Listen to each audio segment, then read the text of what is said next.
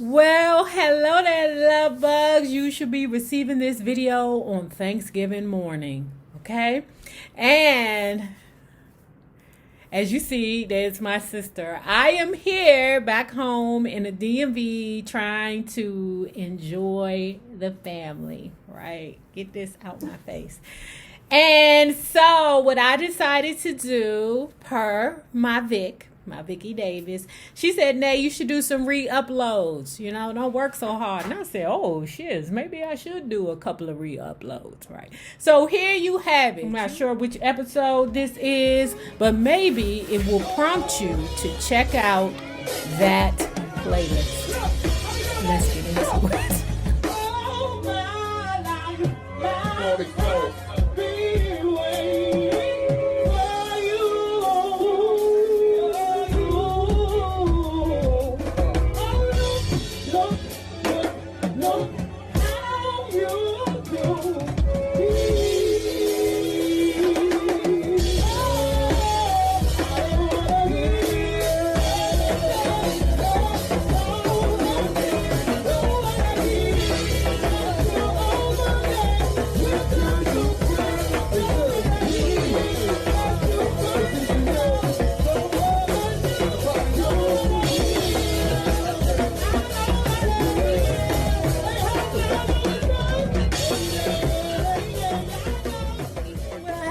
Love bugs, hello there, Bellas. If you have not already done so, please remember to like, share to Facebook, and subscribe because it is so important to our success here on the YouTube. And if you are not already a part of our book club, please hit the Patreon link below and or the join button here on the YouTube. And for a small monthly fee of $5, you babies, yes you, can be privy to all the shenanigans before the YouTube gets it, if the YouTube gets it. Now, let's talk about, hold on, because I always get this wrong. Tina, My Life Story, Tina Turner, Part 4. So where we left off, we have a young, not yet, Tina Turner over there at a game, okay? Her school is playing this other school called Carver High. And Tina Turner has laid her eyes upon that number 9. Ooh, such a lovely number 9, okay? Tina Turner was so enthralled with this young man that she went over to the Carver High coach and said, Mr. Carver High coach, can you please introduce me to number 9? Mr. Carver High coach had no problem with it. He actually went over there to number 9, whose name is actually Harry Taylor. Harry, you got this little juicy thing over there on the opposing team. She want to get to know you. What you want to do, son? And I know you like me. Well, I'm saying, wait a minute. The coach of the team is he being Chuck Willoughby here? But remember this. Ninjas will always hook each other up with vagina. I don't care what year it is. The coach know what time it is, okay? That ain't the first time a little girl went up to him and asked him about number 9. So, number 9, hey, if she got a mammy that's fine as shit, just hook me up. So what not yet Tina Turner found out was that young Harry, being in the 11th grade, he was 3 years her senior. 14 going on 15, okay? She 14 going on 15, he like 17, okay? But anyway, he was the captain of the basketball team and her first love. Now, they also interviewed Mr. Harry, okay? Harry said that day or that game, he was not able to make not yet Tina Turner's acquaintance. Now, okay. Tina speaks further on the situation between her and her, okay? There was a problem. Her name was Rosalind, the little bitch. That's her words, not my words. I'm not into calling children bitches, okay? Rosalind was at Johnson Grade School Annex with me. She was a cheerleader too, and she was real smart. She said, this is according to Tina Turner, or not yet Tina Turner. She said that everybody liked her, or everybody took a shine to her and Eileen, except for that goddamn Rosalind, okay? Tina Turner was like myself. All right. Now, when it comes down to history, English, literature, I got you, bruh. I got you. But when it comes down to that math, it's too many ways to make a mistake. It's too many factors in the equation that can go wrong, you know, and I'm not that thorough. Okay. So anyway, it just so happened that not yet Tina Turner and that hussy Rosalind were in the same math class. And every time Tina got the answer wrong, that god daggone Rosalind would ha ha ha ha. Tina Turner said she could do that little girl body. I'm like, damn, Tina, over some hurry. You ready to throw a girl's body in the river over some hurry pickle? But I digress. She says, well, Rosalind just moved right on in on him. I couldn't believe it. I guess they must have exchanged numbers or something. I didn't even have a telephone. And soon she was telling me, oh, I got a letter from her today. Rosalind wasn't in the picture for long because the next thing that Tina Turner knew was that she was getting transferred to the same school as Harry. Number 9. So Tina Turner says, what happened was my father stopped sending money to cousin Oliver, that bitch. Her father stopped sending money, and they had to move back down to Highway 19 towards Nutbush to live with Mama Roxana, okay?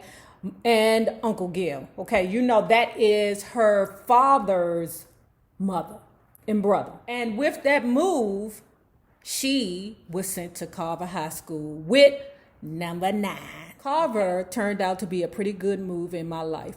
The principal there, Mr. Roy Bond, took a liking to me. Maybe he noticed some bits of refinement I picked up from the Hendersons because they raised me, basically. So in this particular part right here, you know, I believe that the school officials stepped in to help guide the girls because the whole town knew that the mama was gone, the father was gone, they're being raised by their elderly grandparents. So it was nothing for one of the teachers to say to Tina Turner, listen, don't you be running around here like none of these hot pussy girls. It was like almost like a community effort to raise Tina Turner and her sister Aileen. She said that Carver High School, the school that she's now in, had a very good basketball team. All right. And because Tina Turner is still a tomboy in ways, she was also on the basketball team and the cheerleading team. So not yet Tina Turner describes the meeting between her and number 9, okay? She says one day her and Aileen were walking around looking for a good time. Not that kind of good time, but you know, a good time just to have some fun, okay? So they out on the town, right? The bad part about it is that not yet Tina Turner says that, you know, we so poor, I don't really have anything good to wear. You know, unfortunately, the dress I had on was damn near mangled. It was supposed to have a belt on it. That was gone. The hem was falling apart. But she wore it because that was the best thing she had. Where they ended up was another place that was equitable to the whole, okay? She said it seems like every town that she's been in had a hole. Every town do have a hole, okay? Black folks got to meet up and have a good time somewhere, okay? If it's not Haynes Point back home, it's Anacostia Park. That these people were from nice homes. They dressed very preppy, okay? She said they dressed like white kids, okay? I don't know what the hell that means, but she said they dressed like white kids. I guess they had on them, you know, them Kenny Capers or them Keds or something like that. My mother act like them damn Kenny Capers was Jordans. I'd be like, Mom, come on. She loved the shoes, okay? My mother loved them little cloth type. Oh, why the hell? She seen a group of guys over yonder, and there he was, number 9. He came up to me and said hello, and I said hi, as if I hadn't seen him before. He says, what you doing around here? I told him I'd moved and that I was going to Carver now. He goes, oh, really? Let me tell you something. When a man hits you with, oh, really? Danger, treachery, okay? Because that means that he plotting on you. Oh, really? Not yet, Tina Turner says, and before long, I was wearing his jacket. The whole school was buzzing because Harry was the most popular guy in Brownsville. He already had a girlfriend at Carver when I arrived. Her name was Antonia Stubbs, but that didn't matter to Tina Turner. That shit didn't matter. She said that she was a pretty girl, and really sweet too. But what can I say? I was in love, and little Anna Mae took Harry away. Oh, treachery! So he started coming to the house on Wednesday nights, right? With his friend, what's his friend's name? John Thankster. Okay. Now, Aileen had to go too, okay, because grandma was not having it. Aileen, go with this little girl and this dude number 9. Now, this is where we're going to talk about the relationship between John and Aileen. Tina Turner says, I don't want to say that Aileen was one to go to bed real fast, but she had a lot of dates, John wasn't her type, so he never got her. But Mama Roxana made Aileen go along with us anyway to make sure nothing happened between Harry and me. Okay? Now, Harry interjects and say, I had to keep that thing going between Aileen and John. That was the same sentiment between number 9 and Tina Turner. We need to make sure that them two hook up some kind of way because John has the car. And if he can't bring me out here on Wednesday nights, how am I going to get here? Like I said, Harry had to keep this thing going, And Harry said, look, we did our dating thing on Wednesday, but we also did our thing on Saturday too, right? So there were times that the girls would say that they were going to the movies when for real, they was going to go meet the two boys, regular teenage creeping shiz, okay? So, Tina Turner kind of insinuates that her sister had a hot vagina because whenever somebody say date, keep in mind, when you hear somebody say, I got a date later, that means that they are selling pussy. Date don't just mean going to Red Lobster anymore, okay? Date mean I'm selling a fish dinner later, okay? That's what that mean, okay? But anyway, moving forward, right? I done taught you something. You're welcome, right? So while the two, meaning number 9, Harry and Tina Turner are in the back seat talking to each other, holding hands, the two up front, that would be Aileen and Drinky John, would go into little bars. Harry, number 9, said that he wasn't into smoking and drinking, so he never wanted to go into the bars. So not yet Tina Turner wasn't into smoking and drinking either, so she didn't go into the bar. So like I said, you got these two in the back seat just looking at each other. Mm-hmm. Yet Tina Turner says, naturally, I lost my virginity in the backseat of a car. This was the 50s, right? This is where it was going to be. Oh, Lord. She said, I was scared. And then it happened. Well, it hurt so bad, I think my earlobes were hurting. I was just dying. God. And he wanted to do it 2 or 3 times after that. It was like poking an open wound. Ain't it? Oh my God. That is the best way to describe losing your virginity. Poking an open wound. Danger. Danger. She said, I could hardly walk afterwards, but I did it for love. The pain was excruciating. That you make me a woman. You said you would be gentle with me, and I hope you will. Answer no. No. But she said she took the pain for love. Don't we all take the pain for love? Then we realize, wait a minute, hold on. And then, let me just sidebar, hold on. When you're a virgin, you don't know, the sizes. You know what I'm saying? I'm going to tell you, I lost my virginity to a very, very,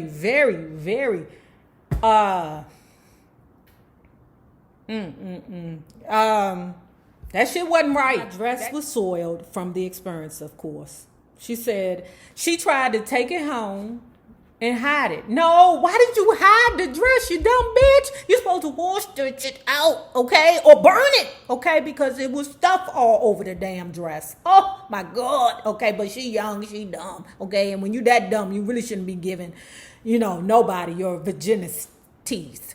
Okay. But anyway, so she took the dress, folded it up, and put it inside of some kind of trunk underneath of her bed. Why would you do that, girl? You live with your grandmammy. Grandmammies don't give a fuck about privacy, girl. So her grandmother found it and had a friggin' fit. Tina the Turner tried to say, "Oh no, mama, no. I'm bleeding. I'm on my period." Because you know them grandmammies and them mothers, they be clocking your period. Okay, it's the second of the month. What's going on, Nay? What's going on? Where you at? Ma, no worries. We good. She said that Mama Roxana was no dummy. She knew exactly what it was. Yeah, because Mama Roxana didn't had her, her situation done before too. You think she's stupid? That kills me how young people think that the old heads, we don't know shit. We did it before you, baby. And sometimes we do it better than you. Okay? You can't get over on people that's already done the bullshit. But they think we old and dumb and we don't know shit. Just because we don't know how to work our goddamn phone don't mean that we don't know juice when we see it. After that, grandmother put her foot down. That little boy Harry can't come over here no more on a Wednesday night, okay? And if he do, it's going to be a long time. Because we know when he come to pick you up, he going to have his pickle in his hand. Turns out that Mr. Harry, number 9, was a Scorpio. Danger! Oh my God, you lost your proximity to a Scorpio? Oh, girl, God bless you. Tina the Turner said she later learned that Scorpio men are a pain in the ass. Harry was kind of a playboy because he was so popular in school, and after he got what he wanted from me, I think he lost interest. Another girl moved in and started breaking us up. It was C.L. Jane. C.L. Jane played on the basketball team with her, okay? She said this went back and forth for a while. He'd break up with her to come back to me, then go back to her again. Then he guaranteed me and went into the Air Force. She said while he was in the Air Force, they was even talking about marrying each other, okay? Answer no, because he's a Scorpio. They play mind games with you to see how strong you are, okay? And added the May, not yet Tina the Turner, he got you. Hold tight. Guess what? Harry and Teresa got married. Teresa was the other girl at school. I had thought Harry was back with me, but I guess he was still fooling around, and Teresa had gotten pregnant. So they got married. Now, she said when she got the news, she had to be as strong as she could. She couldn't let them niggas know that she was bothered down there to the school, okay? Because the whole school knew that number 9 had left, joined the Air Force, and, you got these two girls fighting over him, the girl that she was on the basketball team with, and then all of a sudden he marries this other girl named Teresa. When did she get into the equations? That's why I don't like math, y'all. It's too many opportunities to go wrong. Now, Tina Turner goes on to say, I didn't really like the grandmother I was living with. Aileen was graduating and moving to Detroit to live with some relatives and be near our father. And now Harry was gone, so I just moved. Finally moved in with Mama Georgie, back on the Poindexter farm where I'd always wanted to be. Now, Grandma Georgie is the maternal grandmother. Okay. And remember, she always wanted to be with the maternal grandmother because she felt that she was loved. But by the time she moved back to Grandma Georgie's house, Grandma Georgie was burnt out. You could imagine. She didn't raise her children. All right. She in her feelings because she lost Margaret and Evelyn in the car accident. Okay. Evelyn is, just a reminder, Evelyn is Aileen's and not yet Tina the Turner's older half-sister that was living with Grandma Georgie because, her mother had decided to, just leave her with Grandma Georgie. But Grandma Georgie is basically beat down because Evelyn, when she died, she left Grandma Georgie with her baby, okay? So Grandma Georgie don't have any more energy to give to none of her grandchildren, okay? She already raising her great-grandbaby. Now, this came the problem, okay? Remember, she's back on the Poindexter farm, right? That's the big white man that started it all, okay? That's where her entire family worked. They were farmers on the Poindexter farm, okay? Especially her daddy. He was like the head sharecropper or whatever that is. So all the while, not yet, Tina Turner is still working for the Hendersons. That's that good white family that basically helped to raise young Tina also, okay? When Mr. Poindexter found out that Tina Turner was leaving his farm to go work for the good white family over there, he had a problem with it. Oh no, that's a problem to me.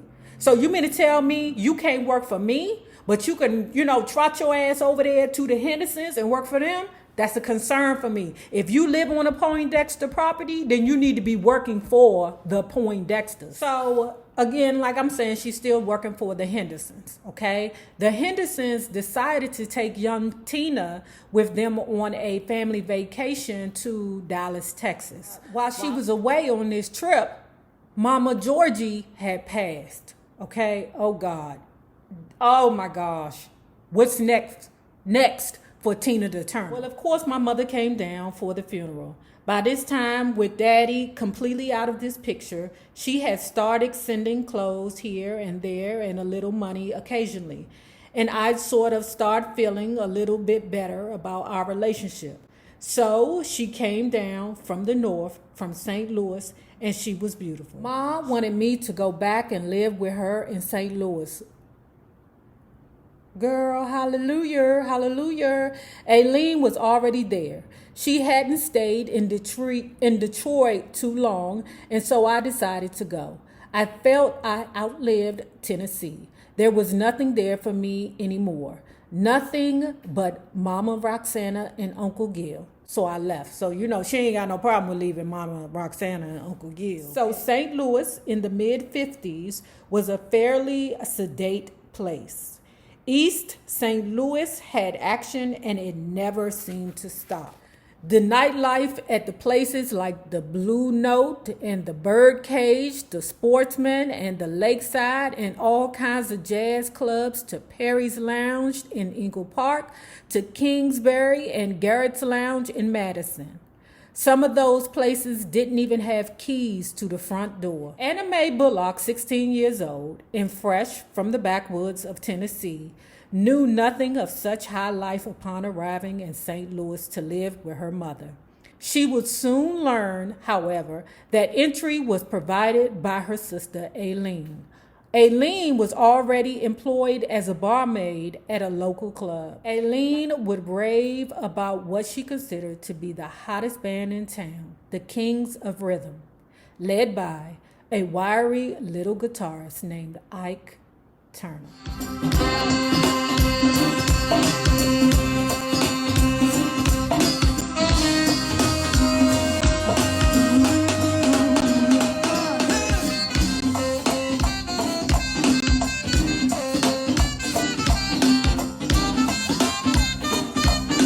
Jazz Festival, y'all, Southeast America.